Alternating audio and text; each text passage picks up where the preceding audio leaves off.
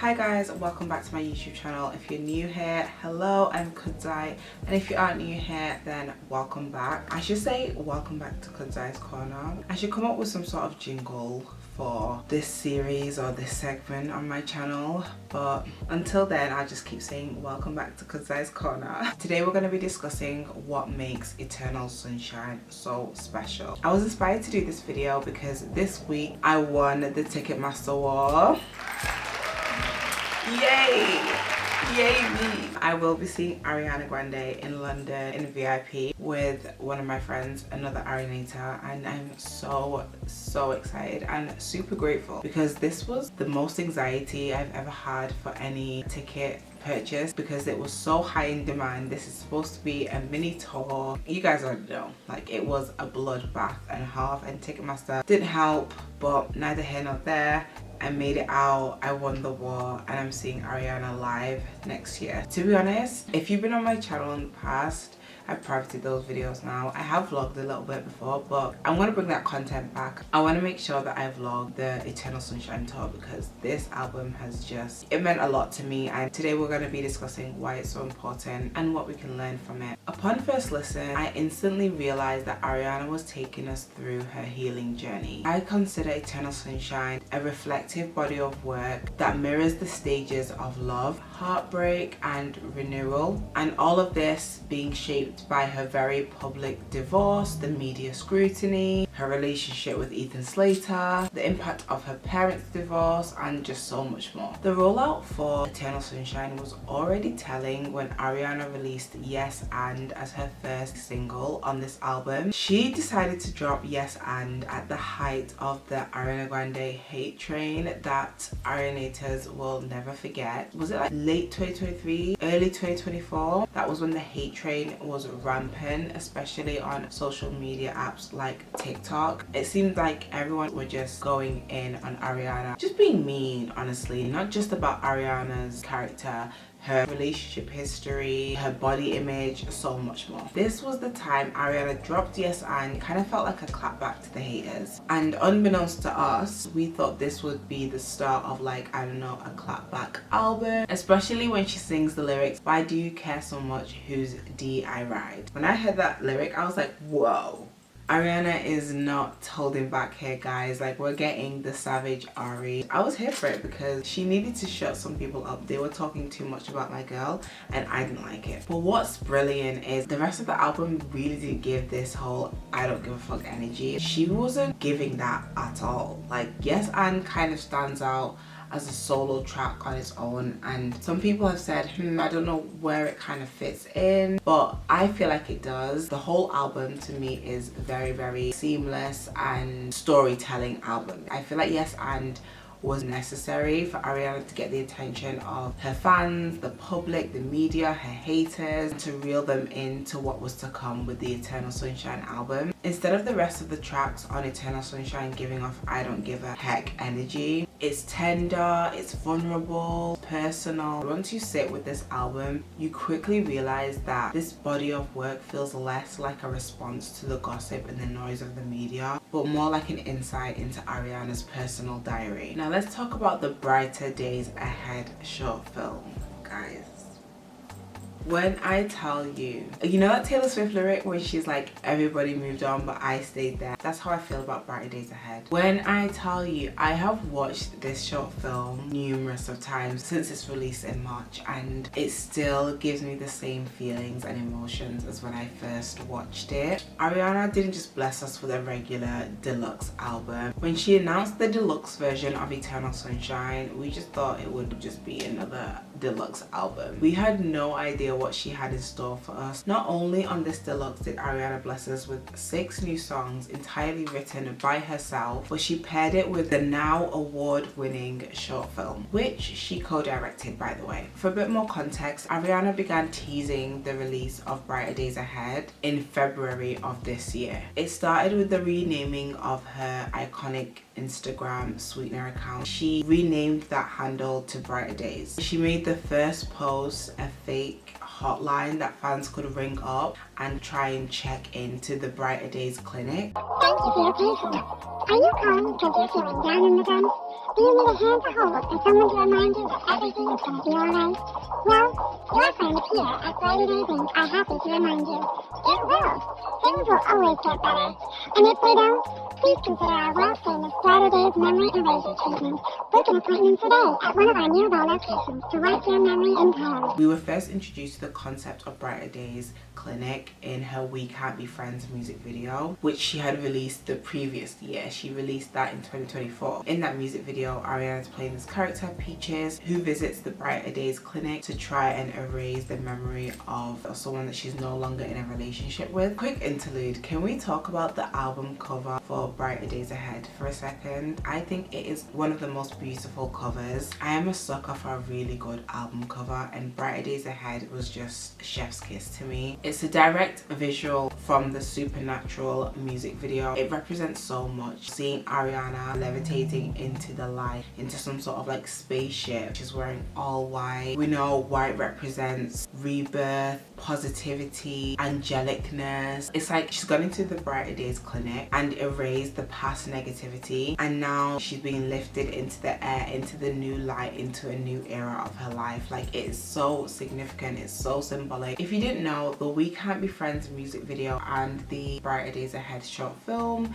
is a direct nod to the movie Eternal Sunshine of the Spotless Mind. I'm sure a lot of people knew that, but I personally didn't know that. Like, I have never even watched this film, but I love that she used a film to kind of parallel her real life. But that's not the only reference Ariana uses in the Brighter Days film. In fact, Ariana makes references to several other films that we all know and love. Movies such as X-Men, Harry Potter, Inside Out, Frankenstein, Star Wars, and War of the Worlds. I really love that Ariana has this trend in pretty much all her music videos or eras where she references somewhat of a pop culture thing, you know, whether it's a movie or a popular meme or something, sort of adds that comedic effect that we all love and need. When I listened to the Eternal Sunshine album, knowing Ariana's discography, I started to put two and two together. I strongly believe Eternal Sunshine is the perfect successor of Thank You Next, because if you think about it, Thank You Next is an exploration of flaws, self-acceptance, grief. It's a very dark pop album. It has a lot of dark themes in there. Eternal Sunshine feels like its spiritual successor because it shares some of the same themes, but it's lighter in tone and wiser in perspective. In Thank You Next, Ariana is talking about how she's dealing with this hard situation. Although in Eternal Sunshine, Ariana's going through a hard time, she's very positive and she's very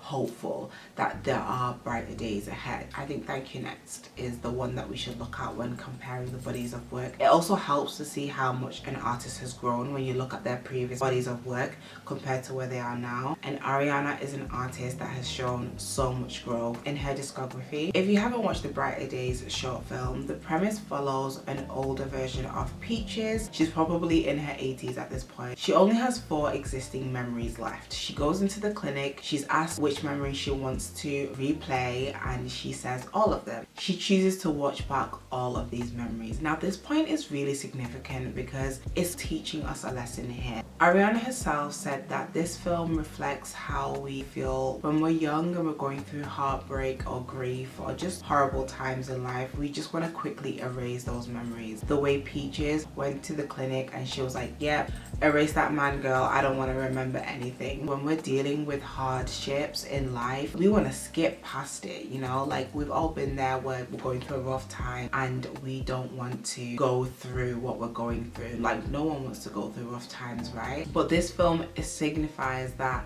you can never have the brighter days ahead. You can never have the great times that you're gonna have in the future without actually going through those rough times and remembering those rough times. Hindsight is a gift, right? When you're older, we become grateful for these hardships in life. We become grateful for the things that we went through and the things that we experienced because it shaped us. It helped us become who we are today. The older versions of ourselves don't even want to erase that part, you know what I mean? Like if you were younger and you used to get bullied and now you're no longer a people pleaser and you can stand up for yourself, you can look back at that time and yes, recognize it was painful, but be grateful that you experienced it, because you are who you are today, and you wouldn't be this version of you that is so strong and so loved and so beautiful inside and out without having experienced that painful experience. So yeah, I think that was such a beautiful message. It just shows it's such a personal thing for her. As a fan, as a music lover, that makes me appreciate the art even more. When the artists themselves are so passionate. Brighter Days short film helped breathe more life into the Eternal Sunshine album. I'm sure everyone can agree this short film really elevated Eternal Sunshine. When I watched Brighter Days, I was so emotional. Something about the way she portrayed the story and the memories of Peaches, it really tugged at my heartstrings. I was crying, I was bawling tears, and to be honest, at the time that I was watching it, my life was relatively okay. It's only now that I am actually experiencing heartbreak, a few other things that are going on in my life that aren't going the way that I want it to, let's say. I've really understood the significance of the lyrics, significance of the songs, the production and the story, because this album is truly a storytelling album, and the film just put all of those things into more perspective for me. One particular scene that broke me, and I'm sure it broke a lot of others as well, is the scene where Ariana's real life father is playing a doctor who is trying to put his daughter back together. When I watched that scene, it goosebumps. First of all, Ariana's father is a great actor, like he did such a good job, but that scene where Ariana is in this Frankenstein state and she quite literally requires music and her family to bring her back to life. I think the symbolism of that is just so insane to me. She even mentions in the behind the scenes, music has always been a constant in her life, and it's made a lot of things complicated for her. As you can imagine, with being famous, it has always come down to music being a very healing experience. When we see the doctor essentially fixing his daughter and putting her back together, this can be interpreted as a metaphor for the way the media tore her apart. The homewrecker allegations, the cheating allegations, the fake newspaper articles, the fake headlines. This was so much being thrown at her at once. But this could also be interpreted as how she felt torn apart by her marriage. This can be interpreted in a lot of different ways, but we do get a bit more confirmation when the camera pans to a newspaper titled Sunshine Spotlight, where the headline of that newspaper is "Doctor's daughter torn apart by ... The rest of the sentence is completely covered with an object of some sort. Ariana has left it up to us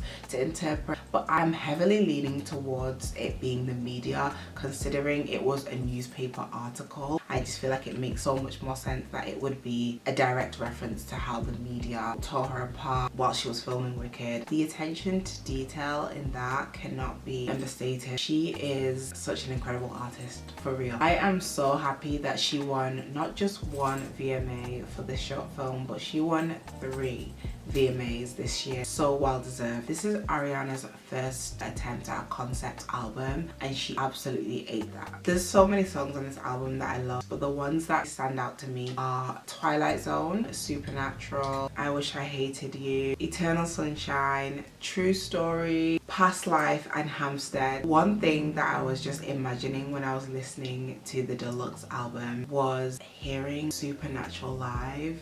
That is gonna be a very crazy experience. It's gonna be out this world, I just know it. The production of this album, these vocals, the beats, it's so seamless. Like each song blends so well into the next track. For me, Eternal Sunshine is Ariana's magnum opus, and I do not say that lightly. Truthfully, I don't think I've loved an Ariana Grande album more than Eternal Sunshine. I just feel like Eternal Sunshine has been very healing for me. I found it so therapeutic. Music is so powerful, to the point where I know in the future, in 10 years time, in 15 years time, 20 years time, I can still listen to this album and feel all those strong emotions that I had upon first listen. I just know this album is gonna age so well, and it's Ariana's best work in my opinion. It's also her best work in her own opinion. This album showcases her range as a vocalist, her range as a storyteller. She is a great, fantastic songwriter. The way she can convey what she went through in her divorce and her past relationships, her traumas, through her lyrics, chef's kiss. It's such a talent to be able to invoke feelings in strangers all over the world about a situation that you experienced. Do you know what I mean? And the way she told the story was super impressive, considering she had to sign an NDA where she was not allowed to talk about this divorce and her relationship with her ex-husband in the media. She's not only a talented creative girl, she's also a very smart one at that. If any of you who are watching are going to the Eternal Sunshine Tour, please let me know. Let me know what you are anticipating. Are you excited about the stage design, the lighting, the set list? I'd love to know what your thoughts are on this album. Thank you guys so much for watching this video. If you enjoyed it, please give it a like and comment below. Subscribe if you haven't already, and stay tuned for my next video. I'll see you guys in the next one. Bye.